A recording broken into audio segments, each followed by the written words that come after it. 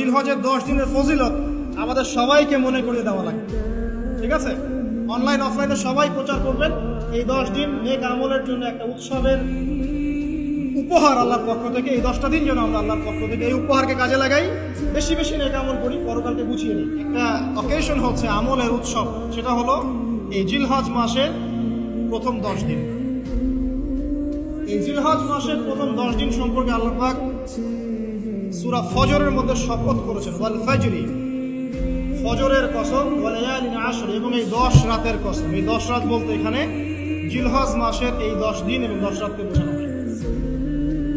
এর ফজিলত সম্পর্কে নবী সাল্লাল্লাহু আলাইহি ওয়াসাল্লাম একটা হাদিসে বলছেন, সহিহ বুখারীর হাদিস, ইবনে আব্বাস রাদিয়াল্লাহু আনহুমা থেকে বর্ণিত, নবী করিম সাল্লাল্লাহু আলাইহি ওয়াসাল্লাম বলেছেন, মা মিন আইয়ামিন আমালু সালিহু ফীহিন্না আহাব্বু ইলাল্লাহ মিন হাযিহিল আইয়ামিল আশর।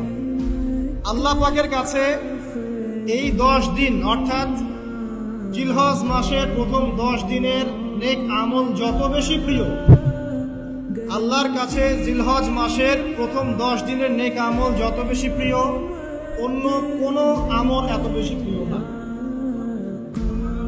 অন্য কোনো আমল, এটা বুঝতে গিয়ে সাহাবায়ে কেরাম প্রশ্ন করছেন, ক্বালু, তারা বলছেন, ইয়া রাসূলুল্লাহ, হে আল্লাহর রাসূল, বলুন সাল্লাল্লাহু আলাইহি ওয়াসাল্লাম, ওয়ালাল জিহাদু ফি সাবিলিল্লাহ, আল্লাহর পথের জিহাদও কি নয়? আমরা তো জানি ইসলামের সর্বোচ্চ চূড়া হচ্ছে আল্লাহর পথের জিহাদ। তো নবী সাল্লাল্লাহু আলাইহি ওয়াসাল্লাম বলছেন, ওয়ালাল জিহাদু ফি সাবিলিল্লাহ, আল্লাহর পথের জিহাদও নয়।